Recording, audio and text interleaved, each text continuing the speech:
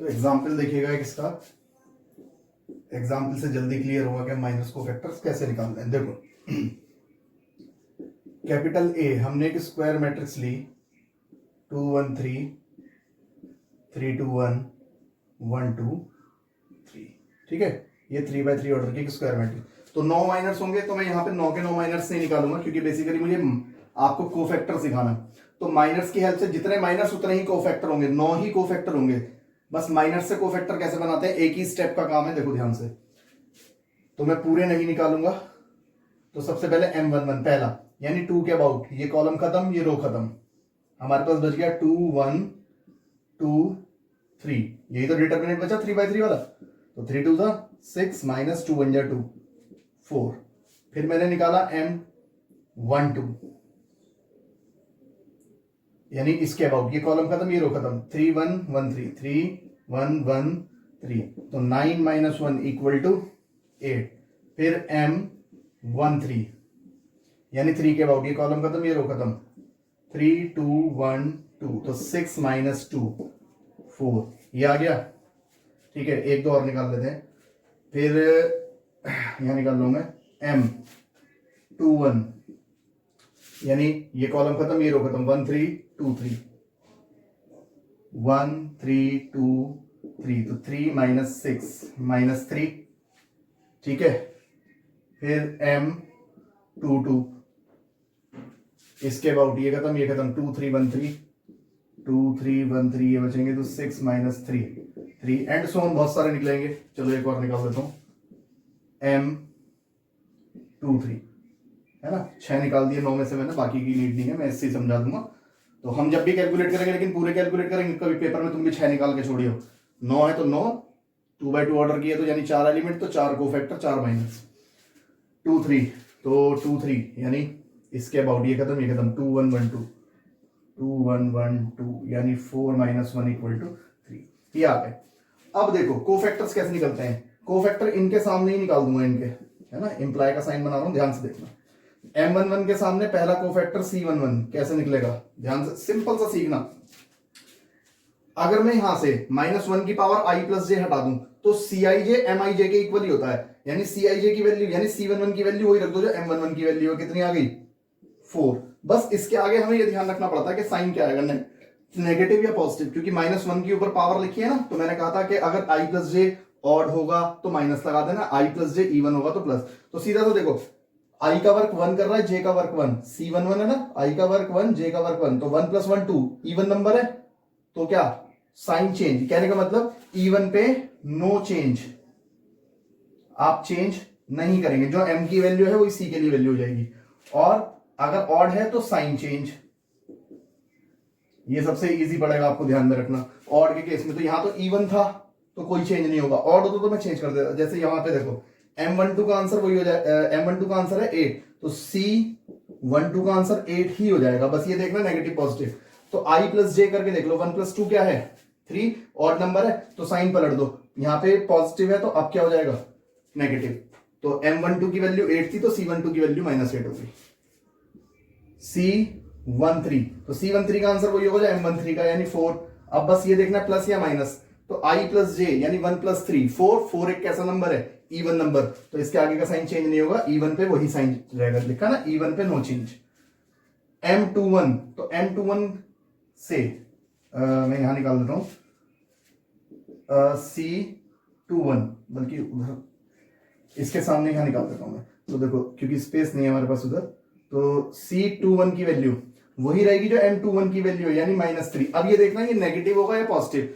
तो देखो i plus जे यानी 2 + 1 3, 3 एक ऑड नंबर है तो साइन तुरंत चेंज कर देना, माइनस का 3 था तो अब क्या हो जाएगा +3, लिखा है ना, ऑड पे साइन चेंज कर दो। ऐसी M22, यानी M22 की हेल्प से C22 निकलेगा, तो C22 का आंसर वही होगा जो M22 का है 3। अब साइन चेंज होगा या नहीं, 2 + 2 4, इवन पे नो चेंज, तो यही रहेगा जो था। ऐसे ही C23 इसके लिए, तो वही M23 का आंसर रहेगा 3, नेगेटिव या पॉजिटिव, मतलब साइन चेंज होगा या नहीं। तो 2 + 3 5, ऑड नंबर है तो साइन चेंज कर देना, प्लस है तो माइनस कर दो, माइनस है तो प्लस कर दो। तो इस तरीके से कोफैक्टर्स निकलते हैं। तो कोफैक्टर के लिए भी तो माइनर्स इंपॉर्टेंट है, माइनर्स एक बार निकल जाए, माइनर्स के लिए तो हम कभी देखते नहीं क्या साइन आ रहा है, बस कैलकुलेशन करते हैं। कोफैक्टर के लिए बस साइन देखते हैं, इवन पर चेंज कर दो साइन, ऑड पर साइन चेंज मत करना। तो ये हमारा कोफैक्टर्स निकालने का प्रोसीजर है। तो now pause the video and note it down.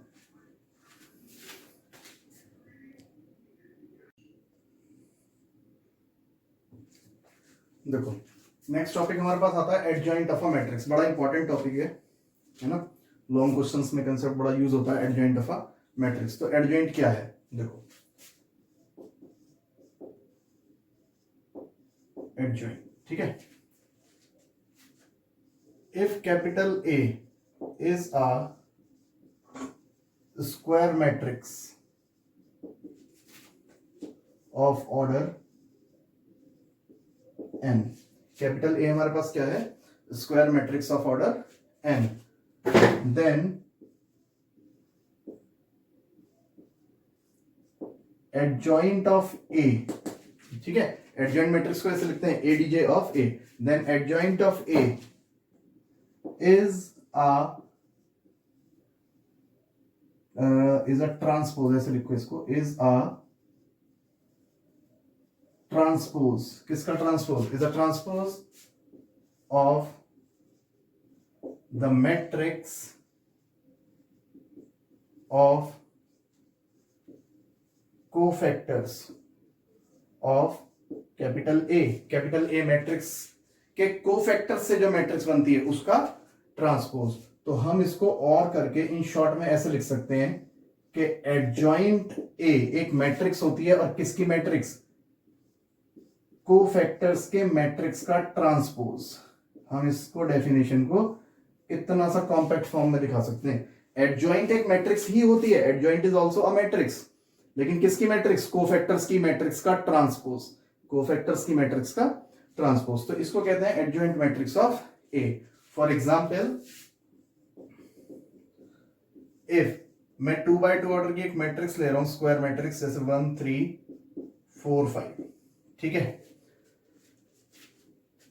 और मैंने कहा फाइंड एडजॉइंट मैट्रिक्स ऑफ ए, ए की एडजॉइंट मैट्रिक्स बना के दो मुझे, एडजॉइंट मैट्रिक्स ऑफ ए बना के देनी है हमें। तो देखो दिस इंप्लाई, तो एडजॉइंट मैट्रिक्स अभी मैंने बताया कोफैक्टर्स की मैट्रिक्स होती है, तो पहले कोफैक्टर्स तो कैलकुलेट करने पड़ेंगे, तो उसके लिए माइनर्स कैलकुलेट करते हैं। सबसे पहले m11, 4 एलिमेंट है तो 4 माइनर निकलेंगे, 4 कोफैक्टर होंगे। तो देखो m11 यानी 1 के about, deleting the ith column, jth column and ith row delete कर दो इसका, तो बचा कौन, 5, है ना। क्या आता ना मैंने कि डिटर्मिनेंट और सिंगल एलिमेंट का डिटर्मिनेंट वो एलिमेंट खुद होता, ठीक है। इसी तरीके से m12 इज इक्वल टू, यानी 3 के अबाउट, ये कॉलम खत्म, ये रो खत्म, बचा 4। फिर m21 यानी 4 के अबाउट, ये कॉलम खत्म, रो खत्म, बचा 3, और m22 इसके अबाउट, ये कॉलम रो डिलीट, बचा 1, ठीक है। तो दिस इंप्लाई, देखो C11 क्या हो जाएगा, C11 की वैल्यू वही रहेगी जो M11 की वैल्यू है। अब ये देखना साइन चेंज होगा या नहीं होगा, तो 1 + 1 मैंने आपको बताया था, इवन और चेक कर लो बस। तो 1 + 1 2 एक इवन नंबर है, जो साइन था वही रहेगा, नो चेंज। इसी तरीके से C12, ठीक है, C12 की वैल्यू वही रहेगी जो M12 की वैल्यू, यानी 4। अब नेगेटिव या पॉजिटिव, यानी कहने का मतलब साइन चेंज होगा या नहीं। तो 1 + 2 3 ऑड नंबर है तो साइन चेंज हो जाएगा, पॉजिटिव है तो नेगेटिव और नेगेटिव है तो पॉजिटिव। फिर C21 तो जो M21 का आंसर है वही रहेगा, नेगेटिव पॉजिटिव यानी साइन चेंज होगा या नहीं होगा। 2 + 1 3 ऑड नंबर है, साइन चेंज होगा, पहले प्लस था तो माइनस हो जाएगा। और C22 तो वही M22 का आंसर 1, और 2 + 2 4 इवन नंबर है तो साइन चेंज नहीं होगा।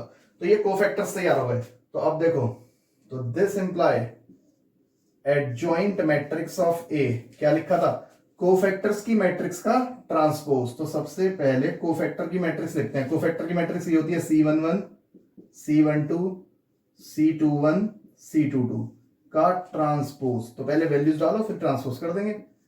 Adjoint of A is equal to C11 5 C12 -4 C21 -3 और C22 1 का ट्रांसपोज। और ट्रांसपोज क्या होता है, रो को कॉलम में इंटरचेंज कर दो, 5 -4 -3 1, तो which is the required adjoint matrix of A, है ना। एडजॉइंट इस तरीके से ऑब्टेन किया जाता है। तो इसी तरीके से हम 3x3 मैट्रिक्स बना सकता, एडजॉइंट भी ले सकते हैं। उसमें क्या 9 कोफैक्टर निकलेंगे, तो पहले कोफैक्टर की मैट्रिक्स लिख दो और उसका क्या कर दो, बाद में वैल्यूज डाल के ट्रांसपोज कर दो, तो हमें एडजॉइंट मिल जाता है 3x3 मैट्रिक्स का भी। तो ये प्रोसीजर है। तो एडजॉइंट क्या होता है basically, it is also a matrix, लेकिन किसकी मैट्रिक्स, कोफैक्टर्स के ट्रांसपोज की मैट्रिक्स, कोफैक्टर्स के ट्रांसपोज की मैट्रिक्स। तो इस तरीके से एडजॉइंट ऑब्टेन्ड होता है हमारे पास। तो now pause the video and note it down.